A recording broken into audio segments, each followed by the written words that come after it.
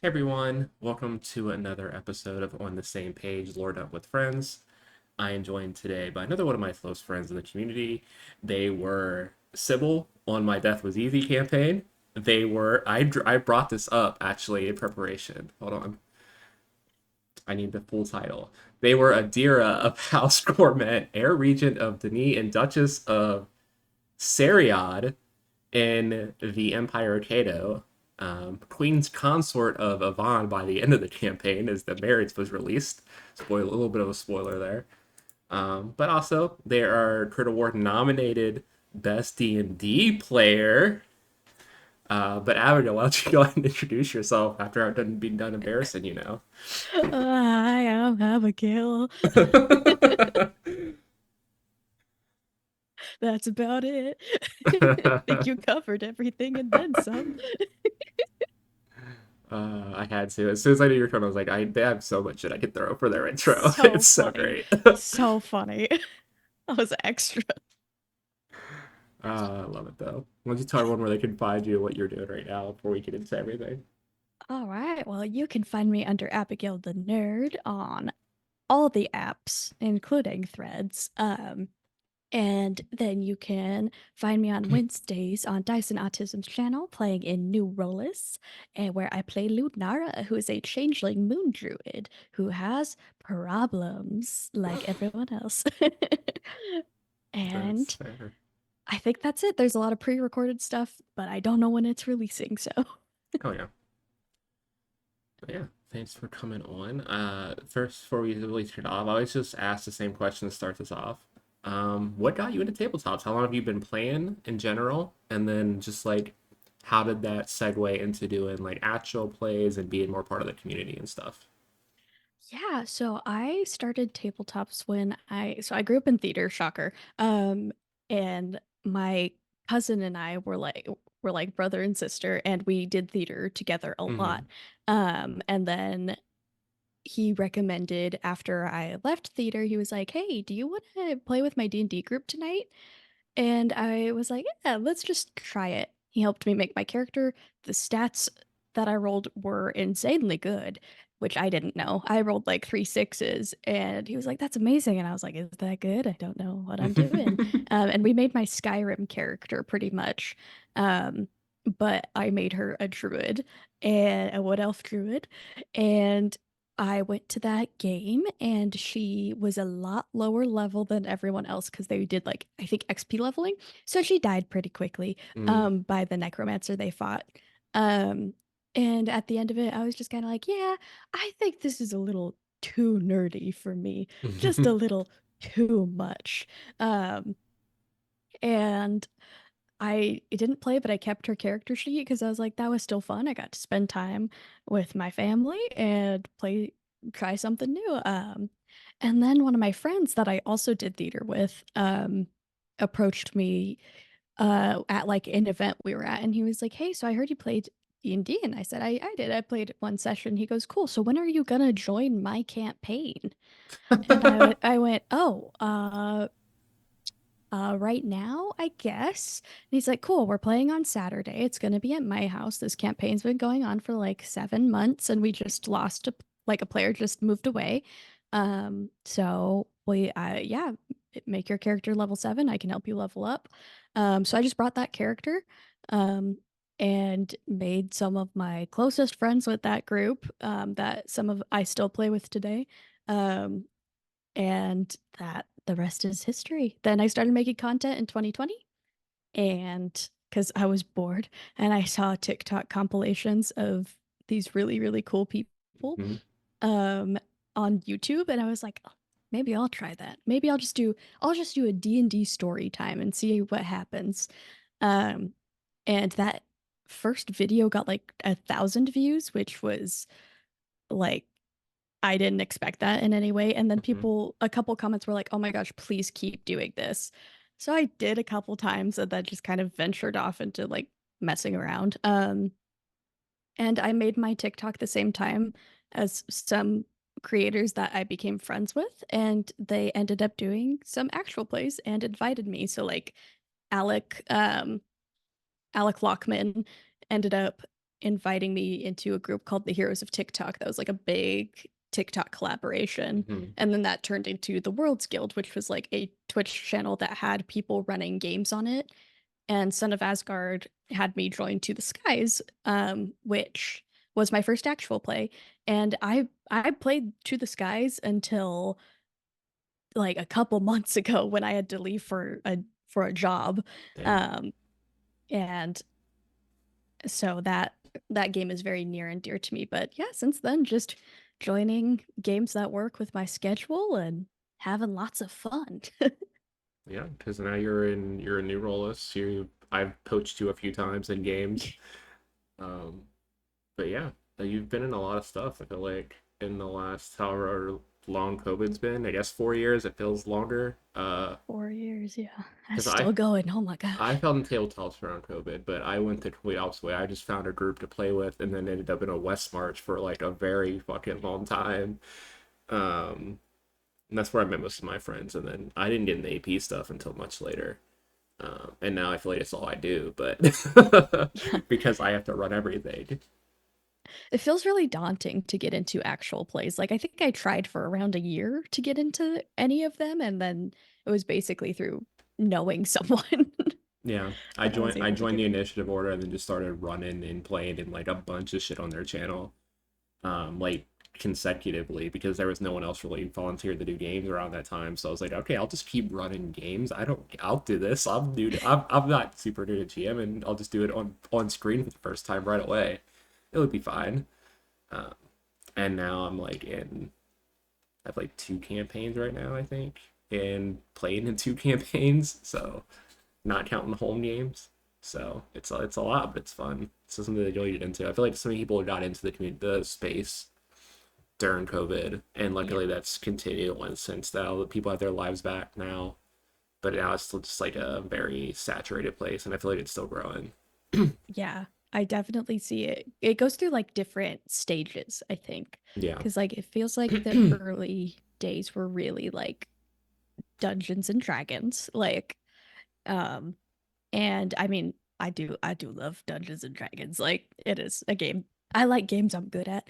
Uh, um but obviously it has its problems and it is not the end all be all of games. And I think I didn't really know there were other games, I think, for like until like 2021. Hmm. And then it seems like after the like whole OGL debacle, like a lot of people learned about like the existence of other games and trying that. And so I think we're kind of in this stage where people are really embracing other TTRPGs as an art form.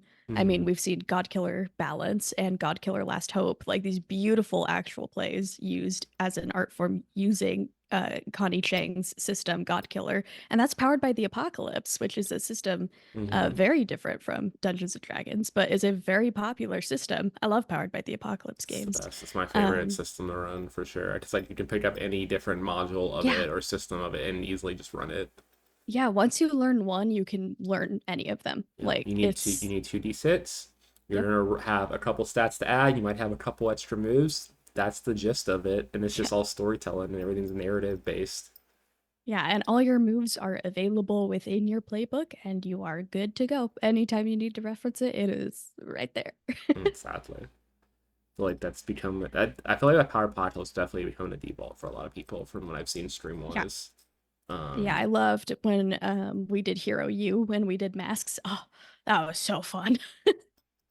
yeah, I'm bugging Jay for season 2 to let me guest. Absolutely. We don't know when season We've been 2. talking. We have We plans. don't know at all when season 2 will be. I mean, Mask in general is like my favorite Powered by Apocalypse Yeah, game. It's I so love much masks. fun. I'm in an offline game right now with B and Morgan and Jay Yeah. and The Jasper. My Hero one. It's so fucking good, and I just want to play it. We got so like last session was supposed to be very chill because we were all very low spoons, and we got into so much angst in that session. It was so good. You can't be with that group and expect any kind of chill session to not have some hard hitting Oh, RP in it. we were all fucking going at each other in that session. It was so great. I'm in a Curse of Strahd game offline with with Morgan, BJ, and Jasper, and that game is so fun. every session's got that sweet, sweet angst. I mean, you have to. I've also not seen a campaign that Jay and Morgan haven't hated each other in, so that's becoming a very Yeah, good narrative that just it's keeps really following. interesting. It's really interesting to watch a game where Jay's the DM, and so they can't play characters that hate each other. Yeah, I don't know how I'd handle that, honestly. I'm just so conditioned to it now. I would be surprised if I ever saw that. Yeah, because even in Hero U, there was a main PC to oh gosh, I'm totally blanking on the name. To Morgan's amazing beacon character, Light Bright. to Lightbright, to Lightbright's backstory. It's the only time I get that name right. That character that they played and that B played were originally in the one Yeah. shot I ran for them at Gen Con when I met them all. Yep. And the bit was that no one ever got Light Bright's name right. And I love Yeah. that Jay carried that over into Oh yeah. Hero. Oh man, that was like my favorite thing Yeah. I found out about. I was like, "Oh, Jay, I love you so much." They talked about that one shot so much and their characters so much that we were like, y'all have to play those characters for Hero U. Yeah, Like, that one shot just turned bring into a them. campaign, but then like scheduling just never worked Oh out, so they yeah. never got to finish it, unfortunately. Scheduling. The Yeah, bane. happens. Not enough time to run and play and all the stuff you want to run and play in. There's just Yeah. so many games. I'm like, I was today thinking of like watching Fotsmock, and I'm like, I could run a long form D&D game with my friends. I got the time for that, right? Jay's trying to run another game, and I was like, Jay, you cannot do that right now. You can't. Yeah, You have like 5 games a week.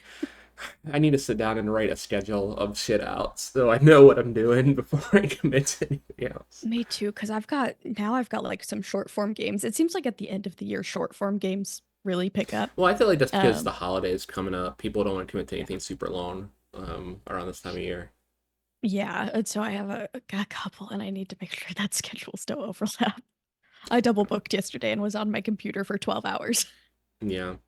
Like I know I'm gonna be my next pre-recorded game after the one I'm pre-recording now is gonna start in December, and I'm like, we might get a session in December before the holidays before we Oh really yeah, start pre-recording after the new year because I just know people are gonna disappear around that yeah. time. It's so wild. I have to like account for December potentially being a very sick month for me. Like I have Mm, to account for like I tend to get really sick in December. that sucks. Don't worry, we will have you back on my table though because I need you in another campaign. You're like one of my Yes. favorite players to have in a campaign because you get so far into the RP. That's Thank why you. you're a Crit Award nominated RP player. Ah. There's a reason for that. I don't know why I get so I embarrassed was when so people bring that sad. I up. was so sad that you couldn't be there for the finale for Adira though. I know. Oh my gosh. I You get the cannot believe how payoff. sick I got. It's okay. It let me be gay with Amber for the finale, so it's fine. I got to play Adira, so Stay away from my wife. never. Uh, I was watching the finale though. I know you were in the chat. I saw you. It's great. Oh man, that game was. I wish we could have done that game for much longer. That game was fun. Yeah, that was Plus, really fun. I'm so excited. Daggerheart's also just very fun of a game to play. Yeah. I'm I excited to loved see how it pans out. Yeah, I love Daggerheart. And I definitely would like to play more of it because I love the mechanics of it. It's so customizable, and D12s to me are a very underutilized die. Hmm. And so I love being able to have them, and like the assigned roll with fear, roll with hope is really fun. More Yeah, consequences. I love rolling with dice that aren't used as much. That's why my system that I'm building is a D8 system because I feel like Ooh. D8s are never also used that much either. I love that. Yes, I love D8s, and it's a dice pool, so you just get to grab a handful of D8s and just roll them, and it's great. I, I'm playtesting a game with 2d6, and only on a 3 or lower is it a miss, and then there's like Oh, yep, consequences and I stuff know like that. exactly what game you're in because I did the first playtest Yeah, of it with yeah. them. And I was kind of killing it playtesting it, like kind of doing a really good job. And then I rolled 2 ones, like right in my like I had one really good turn, and then just like 2 ones, and there was another like healer in the group, and I was playing a healer, so or a healer we were fighting, and so we were just RPing it because neither of us could hit each other, and we were just kind of like, "Hey, good job." that was a nice try. Like, I'm gonna attack you now. I love that though. I love just narrative stuff behind dice mechanics. Like, yeah, getting me wrong, D&D's fun, Pathfinder's fun. Like those crunchy systems can be really fun with the right group, but also narrative games are just so much fun. Like you Yeah. can fail and still move forward. It's not Yeah, you I rolling that love. one and everything just falls apart. Yeah, I love failing forward. Like, Yes. most Powered by the Apocalypse have, like, you are able to do things because you failed. Yeah, you get experience from it. You move Yeah, forward in the narrative. you level up. If you get into like Avatar, like there's a whole push and pull thing behind it. Even Mastinist now with the labels, like you can push and pull at those with stuff. People can like yank your labels. Morgan's already done it to me twice in our game. I've shifted my labels twice on my character. So they've shifted labels like 3 times now because I shifted labels at the end of that last angsty session we had. I was like, "Yep, I'm gonna do this. This is That's this awesome. is a lot of I trauma." I was one of the early bird backers on the Avatar TTRPG, and like it ended up exploding like into a very successful game. So like the box ended up getting was ginormous, Oh, I um, bet. and it was awesome. I still haven't played the game. Bestie, I can run Avatar for you. We can do an offline game of Avatar. And I know I just said I don't have enough time, I but also don't have enough time right I now, but I will am figure this begging that out we do that soon. at some point. I have the Avatar dice in this bag. Me, t- me too. They're That was in like my the only dresser. thing I bought at Pachu. Yeah, they're right here. Yep, I've got their bottom drawer of my dresser. I know exactly where they are. Yeah, I went to Pachu last year, and the only thing I bought the whole weekend was the Avatar dice. The only thing Yeah, I was very good. I was like, I'm not gonna spend a lot this convention. I bought too much at Gen Con before. I did it, I and have then no the chill. last day I was on my own and I saw the Avatar, so I was like, God damn it! I have no chill. If I saw like the Hunters like if I had been able to go to Gen Con, I probably would have gone to the Hunters Entertainment I was very Lounge close and to bought buying all so the much. vampire stuff. I was so close Yeah. to it. I passed it. I was like, I'm gonna come back, and I avoided it. Still went way over budget though. I spent like $600 at Gen Con on merchandise, and it was so bad. I have a hot take. I think there should be more vampire games. They really should. Vampire the Masquerade is so much fun. I'm working on a Roll of Darkness campaign right now. It's Yeah. my first pre-record, so we're starting pre-records this Yes. month, and I'm so excited for it. Oh, I can't wait to watch it. I grabbed such a great group who are gonna get into like the horror of the like horror and politics at the same time because Yeah, that's what because Roll of it's Darkness is. It's oh, very yeah. political, but it's Without still spoiling anything horror. about your campaign, it's the one with two groups, right? It's I mean I can do this. This is the general thing. So it's because this won't air until November or not November, October. Is that what's after September? I don't know my months. Um, so it's a group of hunters, and then we jump forward 15 years later after they've broken up, and then 2 of them will be vampires, 2 of them will be werewolves. So I'm trying to blend all 3 systems into one game. Oh, We'll see how snap. this goes. I'm going to have to do very much like RPG video game where like if you go to a certain area it's scaled to your level because werewolves are much stronger than vampires in that system. Yeah. And I have a group of each, so I'm going to like, okay, so like the same thing's going to hit you all with the same effort. Then you guys are going to hit them with the same effort, even though you're potentially much stronger than they are. Yeah. But I'm really excited for it. 2 of them have already sent me stuff, and it's just like, this is going to be so good. And I have a Malkavian as one of my vampires, and Malkavians are always so much fun to fuck with because Oh, yeah. they have the whole like crazy psychotic vision stuff going on. Yeah, that stuff So, is fun. The only time I've made a vampire character was when I was going to be on Fresno by night. That's mhm, also when I got very sick. That was day one. That damn, was day one of sick. And so I unfortunately wasn't able to make it, but I did make the Malkavian. Um, yeah, and I'm a Tremere person. I love magic in everything that I do. I always do a dip of magic if it's available in a system. So having a whole vampire clan be based around magic, I'm like, that's my thing. yeah, The prince for this World of Darkness campaign is a Tremere person because that's who I'm going to be dressing up as for these episodes. I like that. I had to. I was like, I mean, of course, it's gonna be it's gonna be my insert character that I'm gonna build is gonna be the prince. I would love to understand the World of Darkness games. I only learn like games that are very crunchy. I learn by doing. Hmm. It's definitely a game someday that I need to play. But Yeah, there's a lot of lore in the games, which yeah, I am very bad at following lore because I like to build my own shit. So like I don't know how much of the Vampire the Masquerader stuff lore will be in my game. There is a Shinagra by Night module, so I might look at it and see. But I've built my whole Camarilla from scratch, so like it's definitely not what's in the book. So we'll see how it goes. But yeah, I'm so bad with using established stuff. I don't even run modules honestly, just because I don't like to be pigeonholed into something. oh yeah, the first module I've ever played in is right now playing Curse of Strahd Yeah, that Jay's running, and Jay has heavily homebrewed it. that was also the first module I've played, and we did not get that far before it fell apart. So I missed Death House, like the initial thing, and then like I joined after that, and then we got maybe like a few sessions in before it fell apart. So Oh I missed that yeah, character. That character was fun.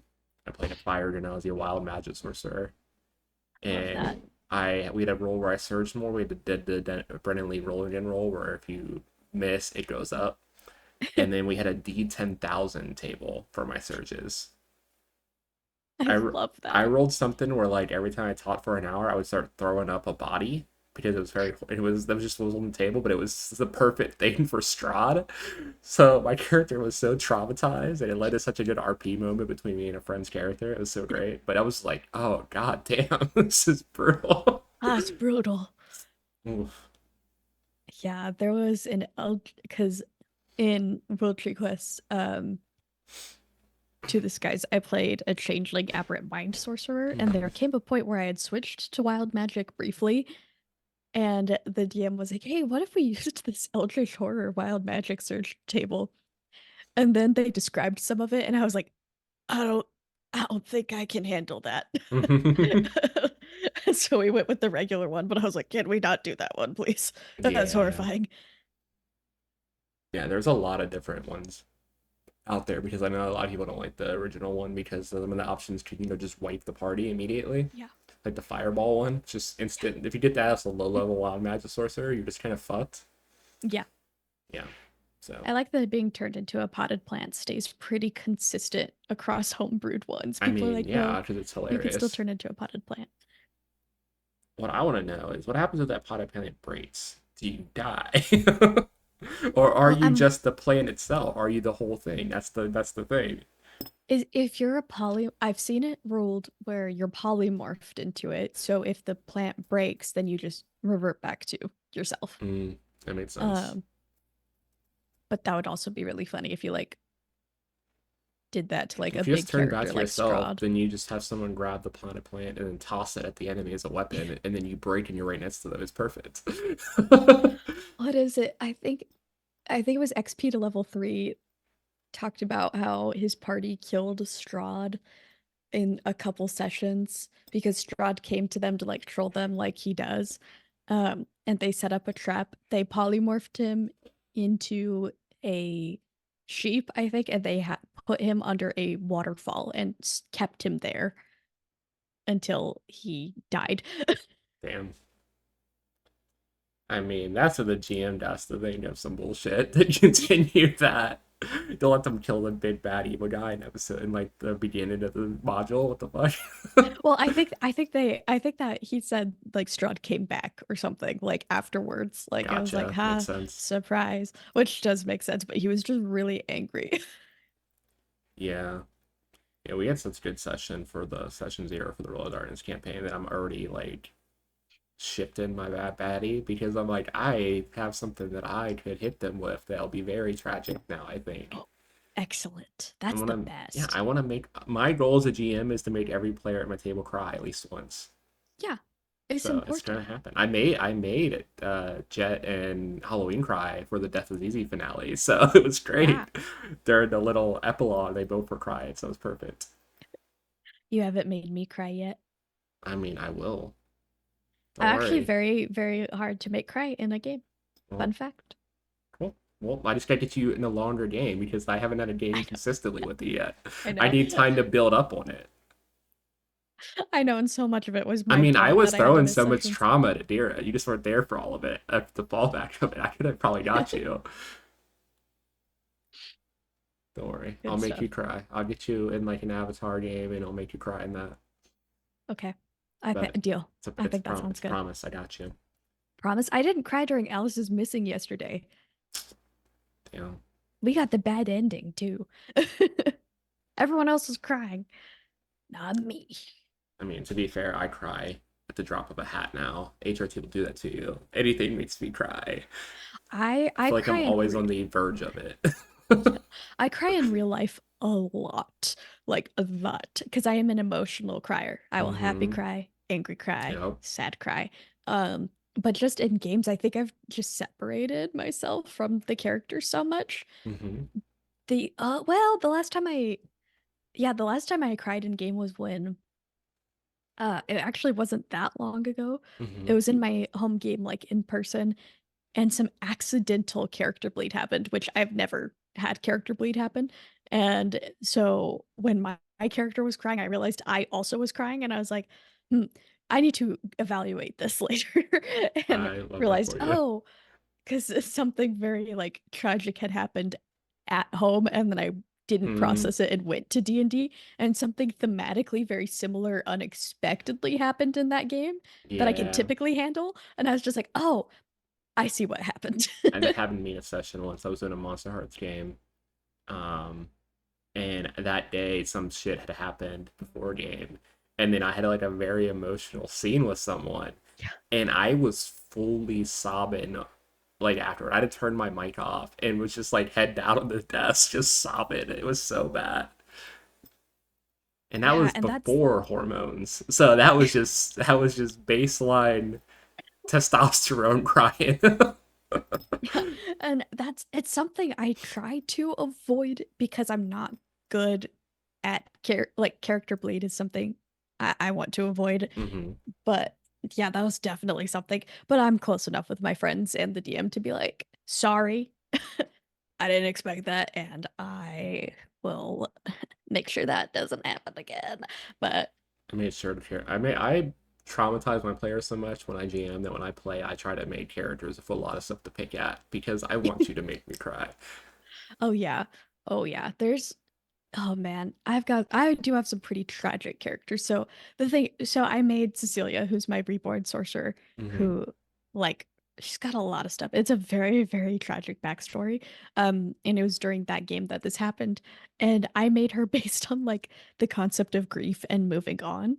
And then within a year, I did end up losing four family members throughout the year. Mm, And so it was something pertaining to moving on from that, where we were selling one of their houses, that I went to D&D that day, and it ended up really being about my character and moving on from loss, and I was like, "Oh, no."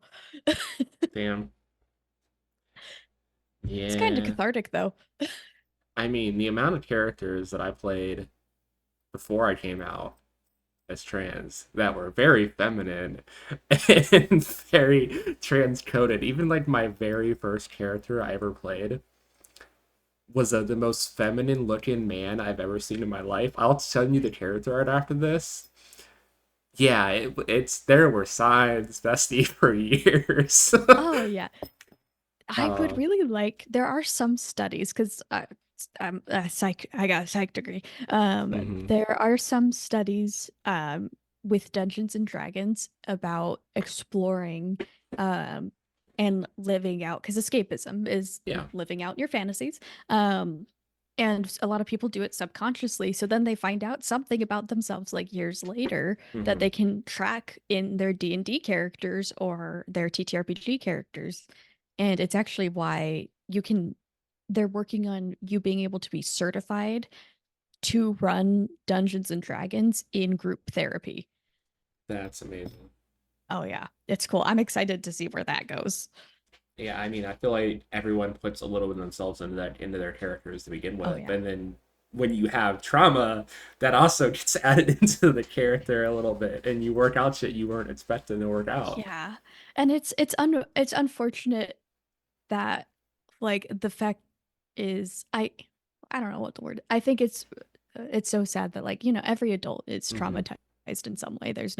Yeah, There's no untraumatized adult. Because if someone was sheltered that much into adulthood, then that is a form of trauma. yeah, Um, and so it is really sad to see, but also fascinating that the that TTRPGs are really the way that very traumatized people go and get to not only escape but unconsciously process stuff. yeah. And that is always something that is very fascinating, but also it's it's so sad to see a community that hurts, but I think it's also what makes the community very tight knit is we're always going through something. Yeah. Like, The amount of characters I've played and then have looked back on later, and I'm like, I see what that was. I know that character was doing something specific. Cool. Love this for me. yeah, there's my first character was kind of a self-insert because I didn't know how to play D&D. There's not much around her, but my second character, which was my first character I made on my own, oh, there's so much to her that I'm like, oh my gosh, Yeah, I I see don't you. count my first character as my first character because I played that game for like a few sessions and they were very much the what I thought I was at the time, very cis male, very masculine character, and it was very boring to play. And then the second character I made is like, okay, this is also gonna be like kind of me. I made a very high intelligence character, somewhat charismatic, very fucking feminine. Yeah.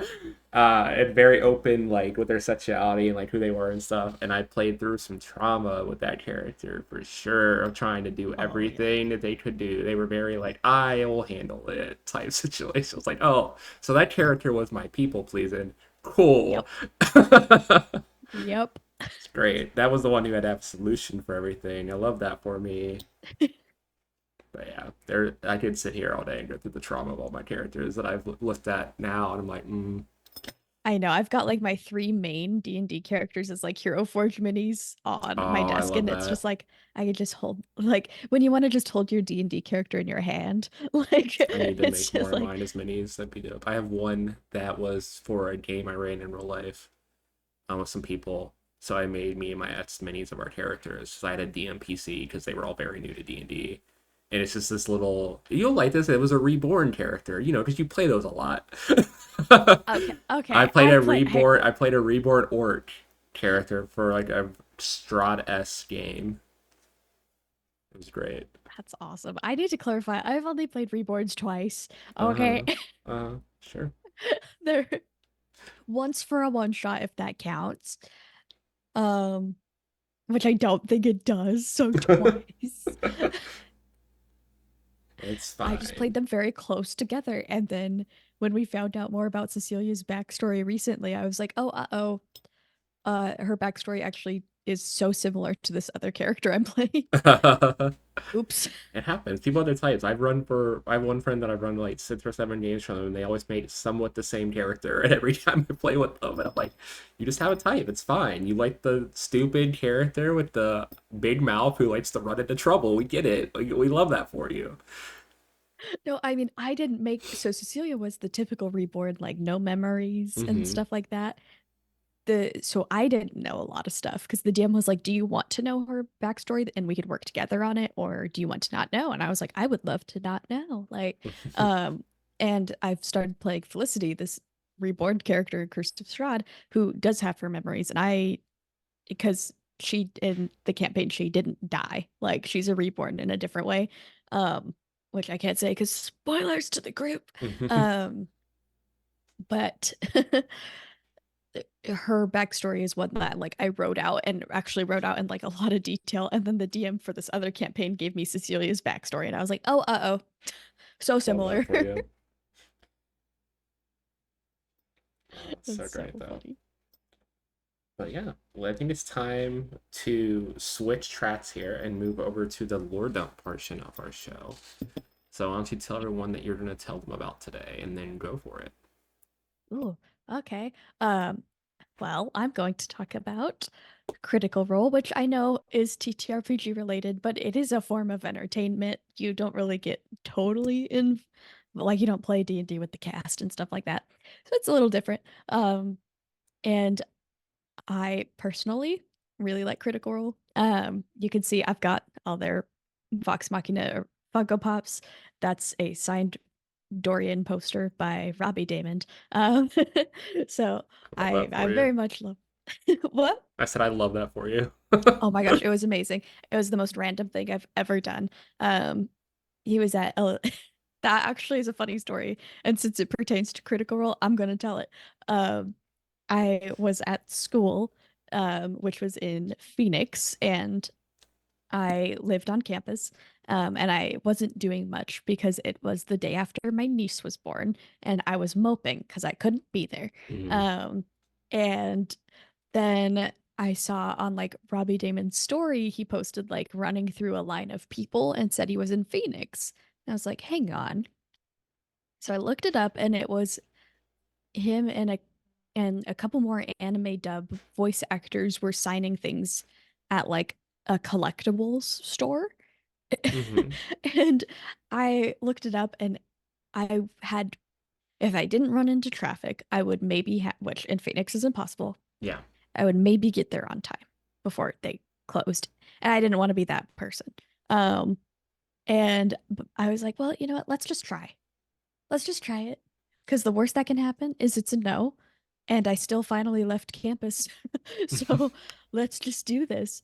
Um, and so I got stuck in traffic a zillion times, and there were a bunch of highway switches, which I'm not used to because I live in a place with two highways. Mhm. Um, and so I got there, and it was like 5 minutes after, but there was still a line. And so I went to the person who was like at the end of the line who worked there, and I said, "Is it okay if I get in line? If not, it's totally cool. I totally understand." And he said, "Yeah, no problem. I know that they want to try to see everyone, so go ahead and join. We haven't closed like the gate yet." So I was like, sick. So I stood in line forever, and it was in the back of like a warehouse. Like giant cardboard boxes of Funko Pops on the walls. Like it was totally like just the back of this warehouse, and the front of it was a toy store, but that's not where the siding was. It was in the warehouse.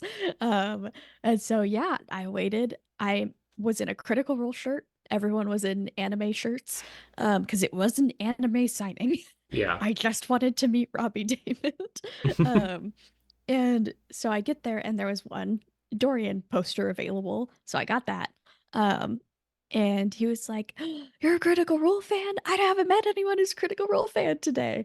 And he said, I always have some D20s just in case I make Critical Role fans. He goes, do you want to do a roll off, do rollsies? I said, yeah, let's do rollsies, but I'm warning you, I don't roll well. And he goes, that's not the spirit. You got this. I rolled a 2, and he said, let's try again. I rolled a 1, and he said, never mind.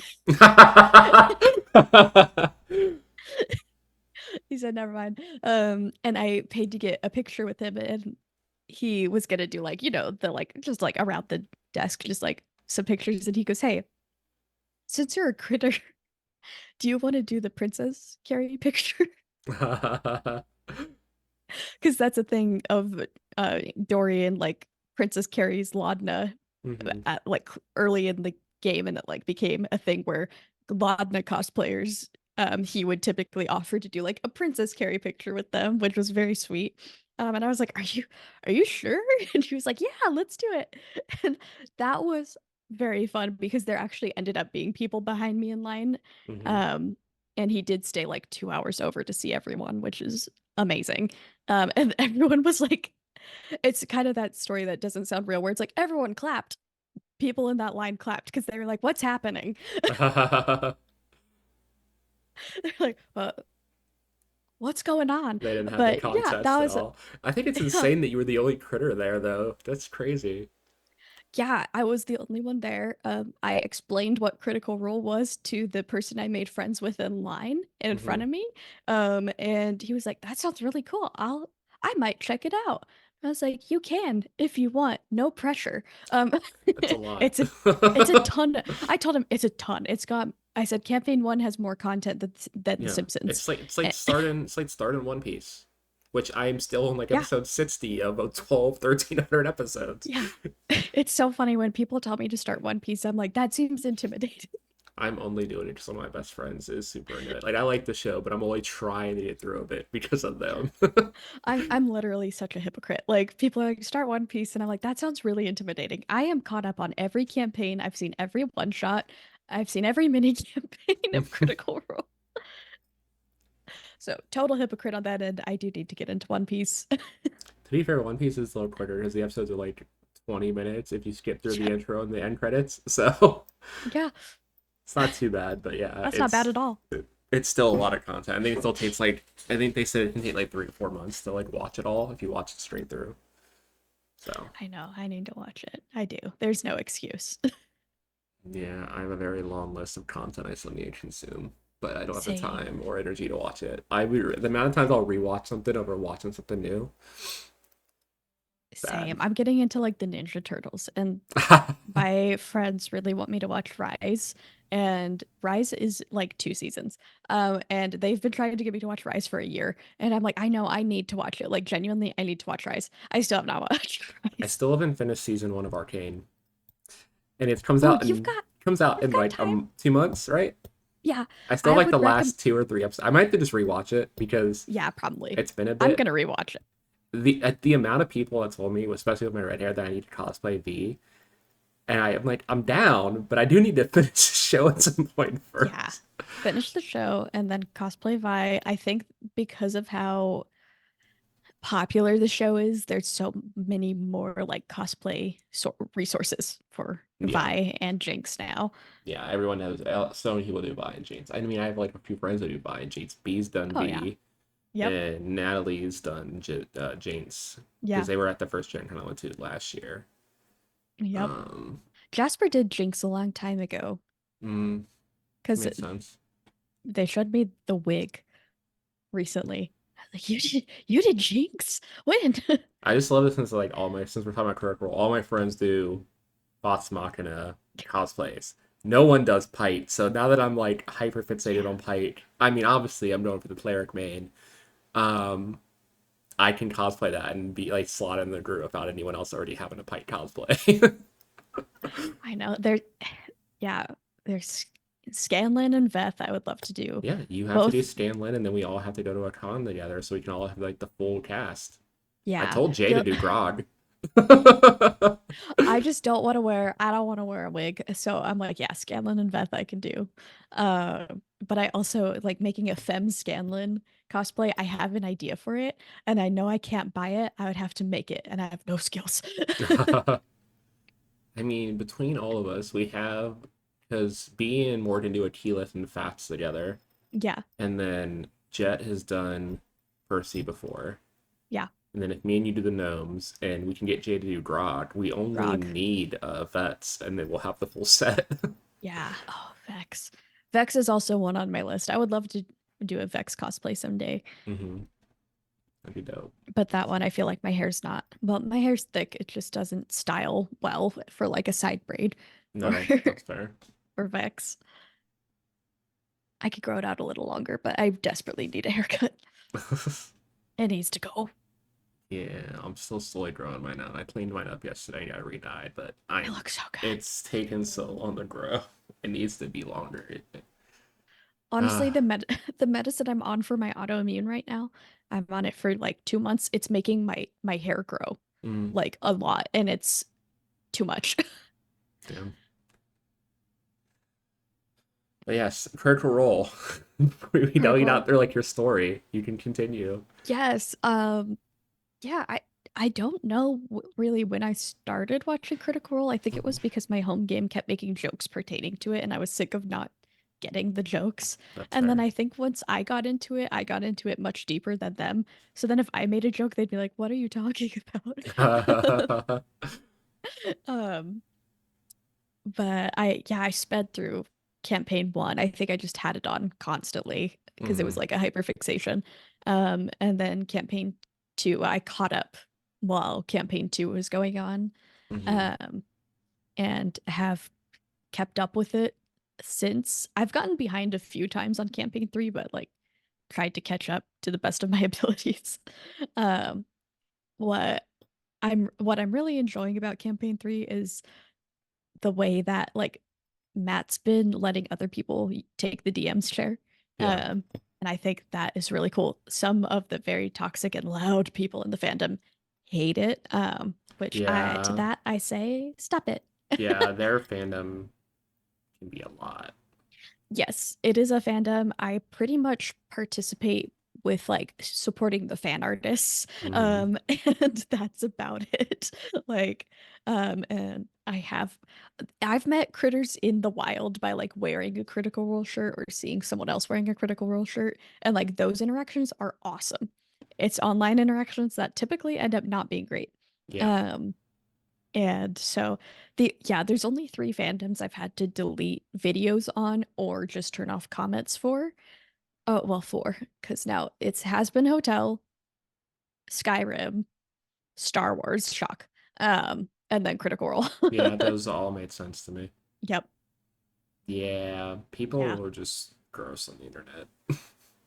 Yeah. Skyrim, I was a little shocked, but I don't participate in the fandom Oh, I'm at not all. shocked. I know some of the people that play Skyrim that aren't like nerdy people who play that game, and it's a completely different game for them, and it's just not great.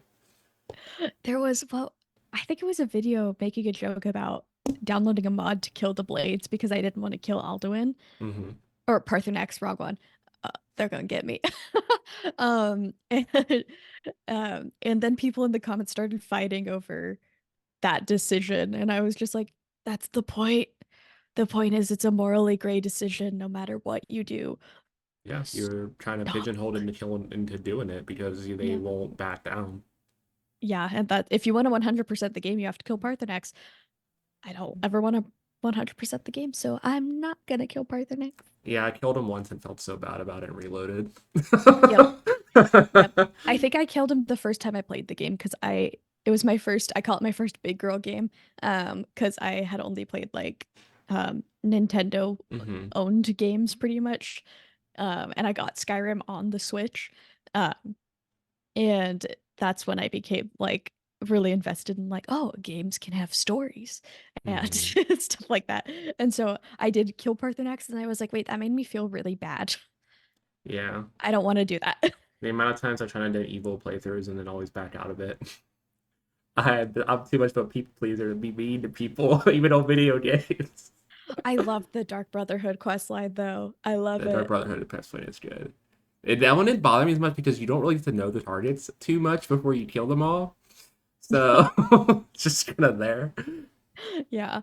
The yeah, there are ways I've done the Dark Brotherhood quest line. Like I refuse to fast travel from Mm. Solitude to the Dark Brotherhood sanctuary when Damn, everything goes down because I'm like, no, this is happening. Like, that's a long journey. Jesus Christ. well, you got your horse. I know, but still, that's some distance from what I remember. Solitude's like all the way up in the fuck ton nowhere in the corner of the map. Yeah, there's Solitude and then Falkreath. So it is kind of a straight shot for those ones, but it is long. Yeah, it's very long because they're like on the opposite ends of the map. Like it's Yeah. straight down, but it's still a Yep. lot It is a in lot. And between. there's mountains and Yeah. Skyrim. Paths aren't super clear, so you just kind of jump over things until you get to where you need to go. One of my last runs, I did add the mod where it like made you have like Superman jumps. So like you could run, and then if you need to clear a mountain, you just jump the fucking mountain. You know what? Let's just switch the hyperfixation conversation to Skyrim because I could go on and on for Skyrim. Okay, bet we'll switch it. We'll do And we'll I don't we'll want to spoil do Critical we'll Role for we'll you. do we'll So do Skyrim. I'll change it on my notes. Sorry guys, we lied. It's Lord knows about Skyrim now. sorry, I do love Critical Role. I just don't want to spoil it.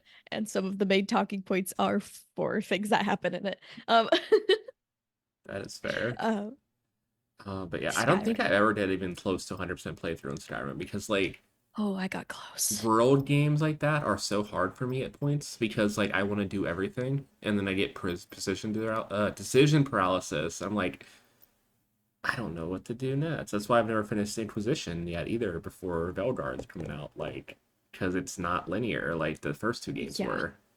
It's Yeah. more open. Yeah. Inquisition is very overwhelming for me too. Yeah, there's a lot, I and it's a lot of like like decisions that can affect the outcome, and there's like yeah, PowerPoints, so you have to like manage when you can go to certain areas. yeah. It's a lot that adds up, and then at the same time, you're just trying to have fun romancing the companions because it's a I know. BioWare game. That's what BioWare games are about. I know, and I'm trying to romance Solace right now, and I had to use a guide because I was like, "Am I doing this right?" Pretty much just be very elf positive, and you're good. Yeah, Elvin positive and asks a lot of questions, but not that one. Yeah, And then you're good. yeah. Just gotta be brainy and talk about elves in a good light. Yeah. I finally got the Solace Smooch though, so we're good. Gross. It took 17 hours to get out of the prologue. I didn't realize that the prologue Oh, is all the way yeah, until until you leave the Skyhold. first area, yeah. It's all there's so much. That's what I'm saying. Like that game is massive. It's massive. I really thought once you get to Skyhold, you're getting close to endgame. No. Skyhold's your base of operations the majority of the game. And I thought it was Haven. That's why you don't get your subclass until you get to Skyhaven or Skyhold. Oh my gosh.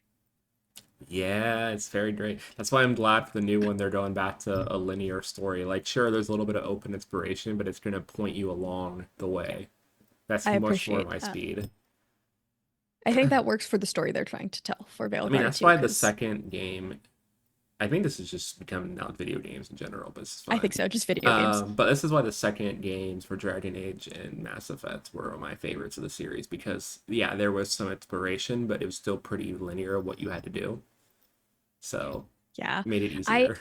I didn't play Inquisition's the first game I played. I watched a 2.5 hour video essay on the lore of Dragon Age. Hmm. Um, and then I watched the um the soulless romance trespasser scenes Hmm. because I just wanted to know everything. Um, and then I was like, yeah, I'll play Inquisition. And so, yeah, I'm trying to get through Inquisition before Veilguard, but I pre-ordered Veilguard and will be playing it on Halloween. I've So also pre-ordered Velgard. I'm so excited. I just want Once them to show the October hits, I'm gonna characters. have no life between Velgard coming out at the end of October and Dragon Ball Sparking Zero coming out at the beginning of October. Right? I'm gonna be playing those two games on repeat, and that's gonna be all my streams are gonna be that when I'm not doing AP content. So it's gonna be Yeah, a and lot. September is uh Legend of Zelda Echoes of Wisdom, I never got and into I have to Zelda, play that. so I have to show Nintendo how badly I've been wanting to play as Zelda. that's fair. I still think we could have played as Zelda in Tears of the Kingdom. Yeah, I mean they were bound to do it eventually, though. I know. I just wish it was in a like a bigger game. Like I'm excited for Echoes of Wisdom, I but mean it's the start though, so it's a start. they'll probably go from there. Yeah, Yeah, we remember just got to bring those sales up. a lot of the video game community is still very toxically male oriented. Yeah. That's why it took so long to make Peach playable in a lot of games. Yep. So it is what it is, but yeah, it's getting better slowly. What they fail to take into account is that I 100% in Super Mario 3D World just so I could play as Rosalina. I'm just super excited for Velgar's character customization stuff they've I been know. showing. Like they actually are gonna have long hairstyles because Inquisition sucked for that so bad. Also, the proportions for the elves are so much better. Oh my god, yeah, elves are just like the most rail thin looking people in the third Yeah, like game. I'm doing a Solus romance, so I had to make Lavellen. Um, and man, she's pretty uncanny valley. Yeah, it's off. It's not It's not right. great at all. It's not right at all. All the screenshots I get, she just looks weird. Yeah, I mean that's why I haven't finished my. I made a new run to play casual, and I made an elf, and it's just like I don't know, don't know. I can do I also this I also think that's why Solus looks so much better in Veilguard too, because he because also they looked like a fixed it. bobblehead, Yeah, and mix that with the bald, he just looks so strange in yeah. The Inquisition. graphics are so good, and Varric looks amazing in Velgard, and then once Varric looks again so is smoochable all the time. unromanceable. Yep. In every game that he's in, it's some bullshit. And I know if Bran's ever watching this, Bran, I know that it's because Varric is in a committed relationship with Bianca. Yes, he's But committed come to his on, crossbow. let But Which hey, according to Velgard, did you see the trailer? They yeah, broke it. yeah, I'm pretty mad at Solus. So here's my plan. Here's my plan for the Solus relationship. Solus romance with the Lavellan. Hmm. Um, and she's gonna be very down bad for him. And then Rook is gonna be like, I'm not stuck Anti. with you, you're stuck with me. Hmm. Yeah, the funny thing is too, because like you get to make your Inquisitor in Yep. Felguard. They get to maybe remake them in the new engine, but also I think there's gonna be some like story play off with that. Like you might get to play them at some point for a little bit. I would I would love that. I would love there are people that were talking about, yeah, playing like the Solavellan character in Veilguard and seeing what the implications of that are. Hmm. Um, are you changing it from Skyrim to video games now? Yeah, I am. Yeah. Critical Role crossed off. Skyrim crossed off That's video exactly what's on games. it. I do little sticky notes for each month of record, so I know which date to post them. But yeah, completely. It's okay. The our combined ADHD power is just too strong. Yeah, it happens. I'm trying to keep it into video games though now, so we're good. Yes. No, I can keep it into video games. We got this. So But let me just yeah, look at my Steam at all the video games that yeah. have But been played. Velgar in general is gonna be so good. I'm so excited. I'm gonna be So streaming excited. it when I play, but I feel like the first streams is gonna be character creation though. Oh yeah. I'm gonna be spending hours in there. They have so many trans inclusive options now too. Yeah. And Eric Ishii can voice my character. I'm so That fucking happy. oh my gosh. That was the coolest thing to One of hear my about. gender like icons that I look up to, Yeah. like can voice me. That's great. I love this for me. Yeah. I feel like it's so important for a good character creator to be able to make yourself in the game if you Yeah. wanted to. And so I think that Yeah, those kind of options are so I necessary. totally haven't made Paige in Baldur's Gate multiple times. I actually haven't. Did I make my I think I made myself in early access. Um, what was your Yeah. class when you made you? I just made myself again because I'm trying to actually do a playthrough. I can't. That's another game I can't do it. I'm trying to sit down. I put it on all the easy settings. I have like 60 something health at level 3. Mhm. All the easy settings are on. So I obviously made Yeah. myself a cleric because Hey. it's me. So I made a cleric this time. I think I Okay. did war cleric this time, Ooh, I which like is that. very fitting since I'm on a pike kick now. Yeah. So it all comes together. But yeah, I'm enjoying that. I made myself a dwarf character because I wish I was shorter, so I tend to make my characters really short when I play them. I love that. Yeah, it's great. I did like a gold dwarf, I think it's called. Oh yeah. I will probably make a dwarf when I do my character for Rook. I'm thinking too, honestly. Like I Oh love yeah. magic, but the way the classes are now in Veilguard, everyone has magic because Yep. of the Veil being fucked up. Like even Yeah. warriors get like magic abilities and stuff. It's so So I'm cool. like, I'm no longer tied to a class because no matter what, I'm gonna get magic. So, Yeah. Have you seen the skill tree? It's oh, just one. it looks It's so just good. one skill tree. It is Mm-hmm. ginormous. Yeah, it's massive. Like there's, I think like each class gets like 3 subclasses, I believe, Yeah. like typical Dragon Age games. I confession, because the last time I saved was right after the Solus Kiss, so I haven't done much in Skyhold. Um, so I didn't know that there were subclasses in Inquisition. Yeah, you have to get the requests and then meet the teachers and then do like the thing for them to get them. Oh, that's cool. What are you playing? I'm a mage. So you'll get access to either Rift Mage, which is just using the thing on your hand more, for more magic. You get access to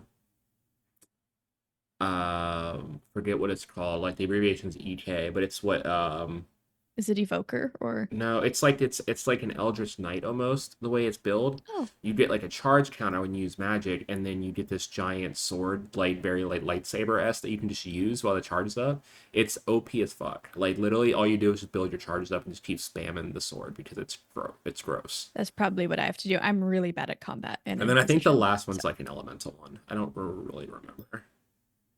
I've been getting away from playing like super magey characters lately, which is weird for me. So I'm a button masher for Inquisition. Like as you whatever the should be. staff does, I'm just like click, click, click, Well, click, that's click. the thing for Inquisition. It feels like it's a game you can do that, but it's still turn based.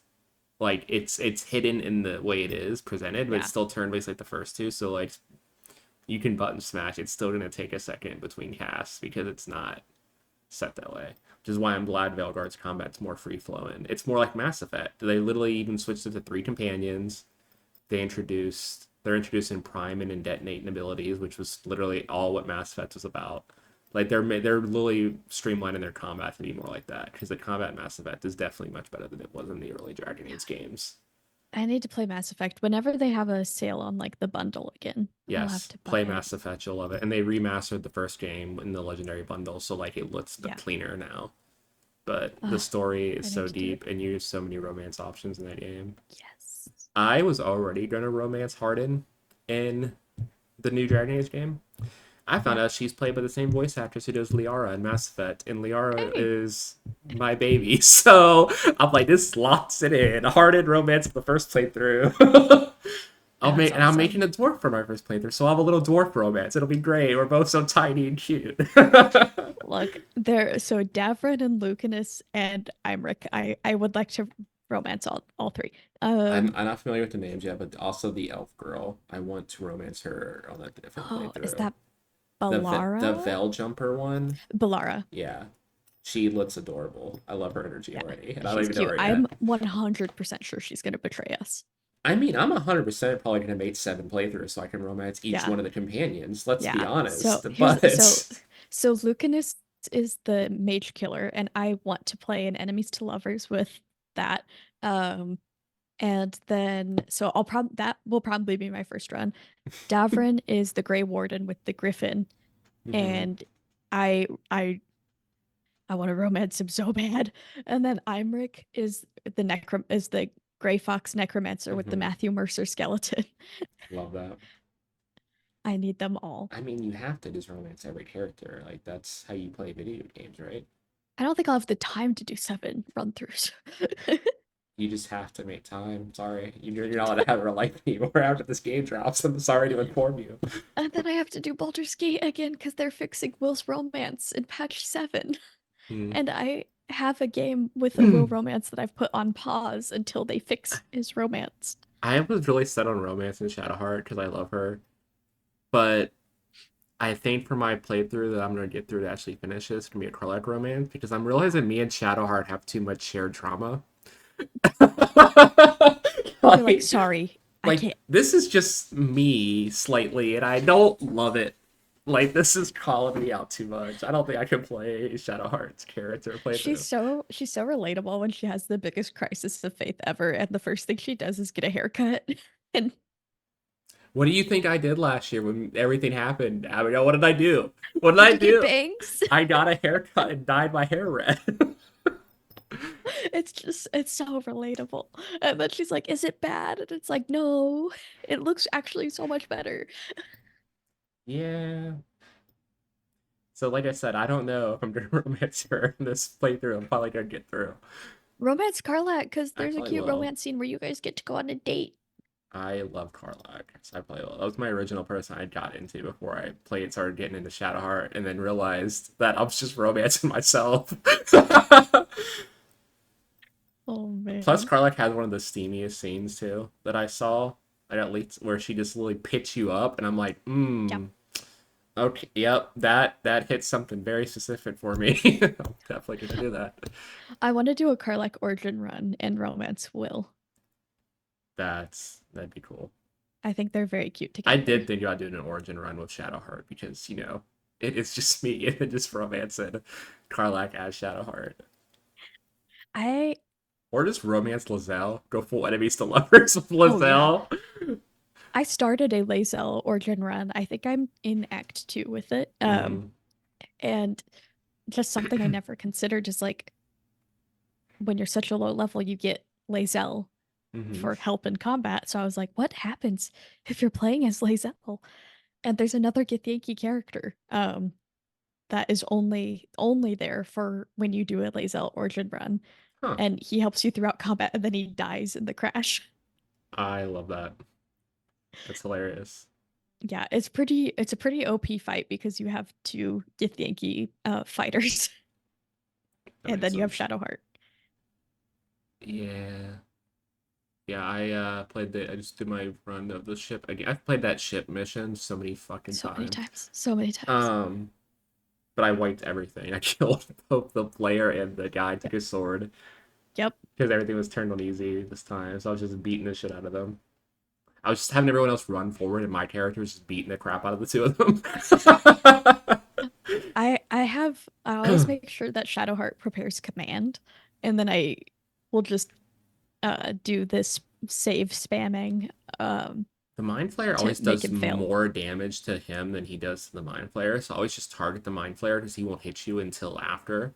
Yeah, And then um, kill the Mind Flayer first because then by the time he's dead, the other dude's at like 15 HP, and then you can take him out pretty easily. that's a good strategy. It is a ton of XP. It is like it almost levels you right away.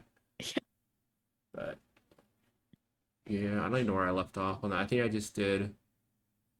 I think I just got to the Grove again. Yeah, I think I've never reached that two in the game. My furthest playthrough was with my friend dragging me along and showing me all the shit that I missed because I missed a lot of stuff. And we just fought the hag, so we're about to go into the Underdark. I told you I don't do open world games well. Okay, I'm sorry. I can't focus. This is why I'm playing on easy now. Act 2 is like the most interesting act in any game. I've heard. I can't get to it. I have ADHD. I'm sorry.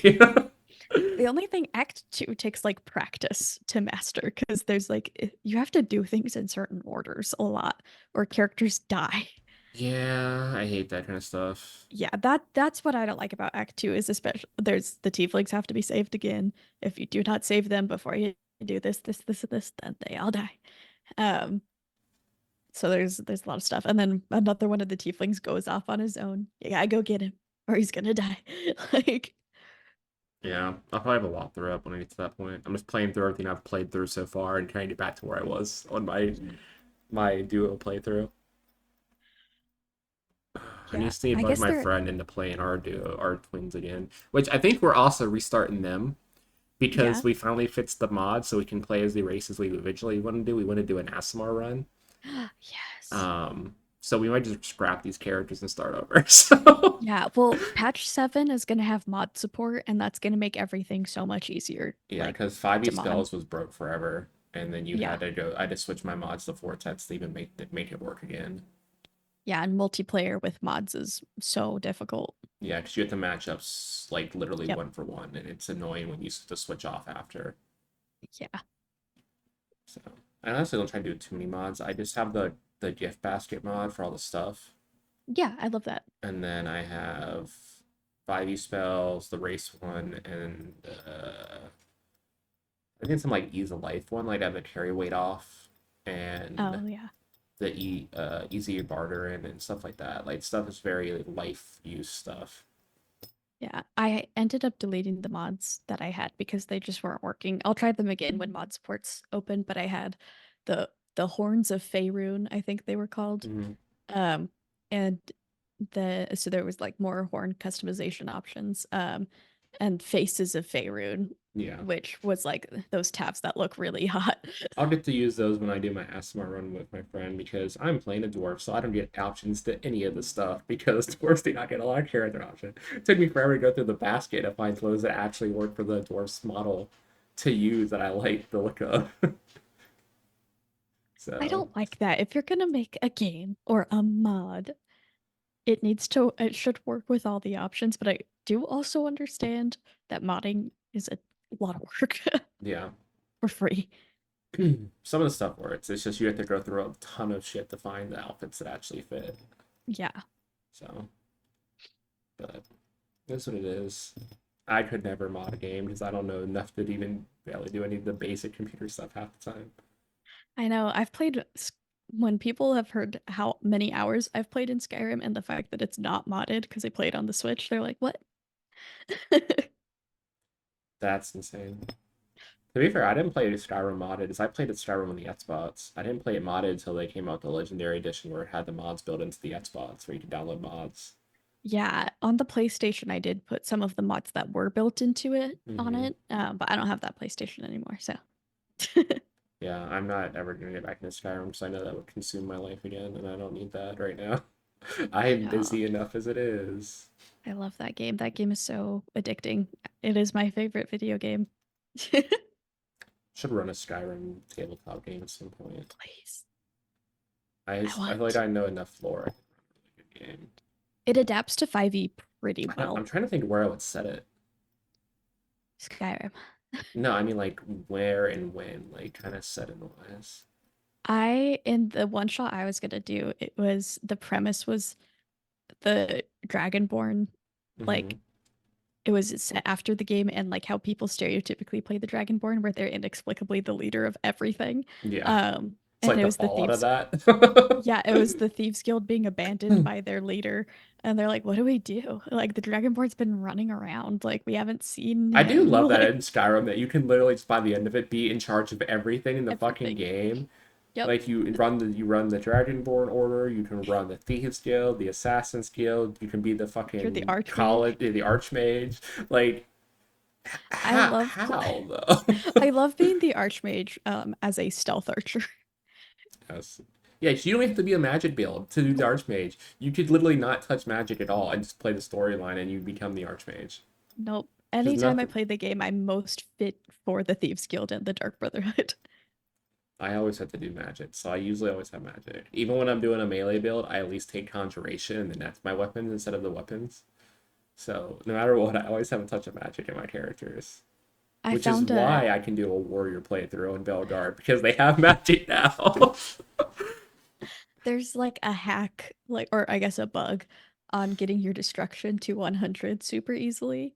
And so I use that Yeah, I've and done that. then I did that for stealth too. You do the skill yeah, where you like go in one of the taverns, sit in the corner, stealth, and then just like tie a hairband to your controller, so it continuously pushes you against the wall and you don't move. So you just leave for like 10 minutes, come back, your stealth's 100. I totally did that. It was great. the destruction one is you cast like I think it's like the firestorm spell, Mm-hmm. but it's while you're holding it, you turn on the map and you travel across the map. And it's the equivalent of you cast because time passes when Mm-hmm. you're traveling. And so it's the equivalent of if you cast that spell the entire journey there. And so your destruction will be 100 by the time you're across the map. That's insane. I love those. That's what makes Yeah. Skyrim so lovable. Those little bugs. Yeah.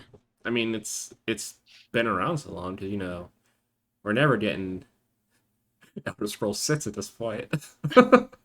No, please. I want it so bad. I don't know. I don't think it's gonna happen. They gave us the online game, which was okay. I don't like the online game. Yeah, it wasn't the best, but I don't know if they'll ever get to that, unfortunately. If look, Starfall, I want to play Starfall, but it's $70, and for some reason my brain can't justify that. Like $60 games, I'm like, yeah. I think I could play Starfall for free. I think it's on Game Pass. I'm pretty sure it's on Game Pass, but I never looked at it. Yeah. I don't need Yeah, another maybe if it goes on a game. sale again. I know what my October is gonna look like. I don't need any other games right now. I know what two games I'm gonna be playing nonstop, and I should probably try to finish Baldur's Gate and Inquisition in this next month. So we'll see. I know. They on Steam I found out they have Disney Infinity 1 through 3. Um and that game was my childhood. And I was like, yes, I will. I will go back to my childhood games and get to relive it. Those games are terrible. Yep. I have a box in my closet right there full of the Disney Infinity figures. Hmm. I still have the disc just in case I get a Wii U Yeah. someday. You can't go back and play those old games. It's so hard. They're so bad. The They're nostalgia so only holds up unfinished. so long. The thing is, they're just really unfinished games. Like Yeah, because they never they get it. released stuff very quickly back then. Yeah, There wasn't and no they, year gaps. They were like, no, we have a schedule. These games are gonna come out regardless. yup. Yeah. That's actually the game that got me into Star Wars, which is wild. Was Disney Infinity 3.0 brought Star Wars in. I could never get into Star Wars. Like I've tried. I like the That's okay. concept of it. I've watched the movies up to. I didn't finish them. So I know there's nine now. I got through 7 or 8. I stopped somewhere around there. So it was like when one of the newer ones came out, I went back and watched the other 6 and then watched it. Oh yeah. Um, I don't know. I like the concept of the Force. I like all the stuff with it. I can't get into the lore. It just does Oh, not interest me. that's all right. It Yeah. is not Like I genuine. tried watching Mandalorian, couldn't do it. I'll play the video games occasionally. Like, if a video game's that, I'll play because it's like, okay, cool, this is cool. It's just magic and a lightsaber. Like, yeah, I'll Yeah, play this. I I still think don't understand anything that's going on because I don't care enough to try. yeah, I think Star Wars really thrives in video games these days because it seems like the way they handled the Acolyte was horrendous. Yeah, I heard about So that. It was ridiculous. yeah, I really enjoyed the Acolyte, and so the way everything went down was disgusting. It's just like Um, with Marvel. Like yeah, anything that's not led by like men gets shit on, or, or white yeah, or Robert people. Downey Jr. Like specifically. Eternals got shit on. Yep, The and Marvels they got shit canceled this. on. Miss Marvel Yeah, got shit on. Like those were all great shows. She-Hulk got yep. shit on. Like what the fuck? I loved She-Hulk. I love She-Hulk too. I thought it was great. Unironically, I loved that show. I It love was Daredevil. literally her character. The people are saying Yeah, like it was a Deadpool ripoff. I'm like, no, She-Hulk no, canonically breaks canon all the time in all the the time. comics. And very intensely. Yes, And I love I loved Daredevil in it. People were mad because the Daredevil show is very grim. I love the Daredevil show. it's Daredevil Um, though. but That's it's literally his Daredevil. shtick. That's his thing. He's silly. Like he's a silly little guy. Yeah, people piss me off with Marvel. I was talking to someone about the other day. It was just like there's so much shit. It's ridiculous.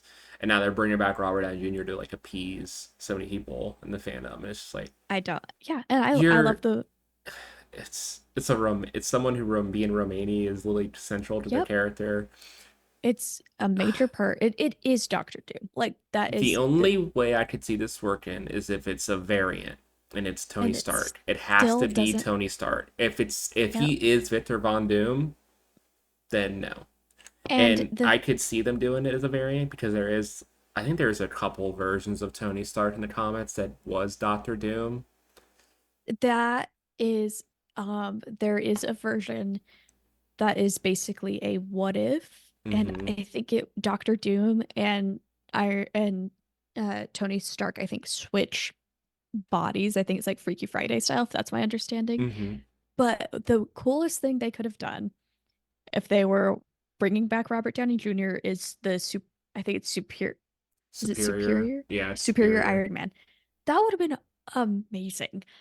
Yeah, they tried to run him Then back as Iron Man as a villain. Like, yeah, which is yeah, that would yeah, have been so cool. Superior Iron Man's fucking cracked. That would have been Yeah, insane.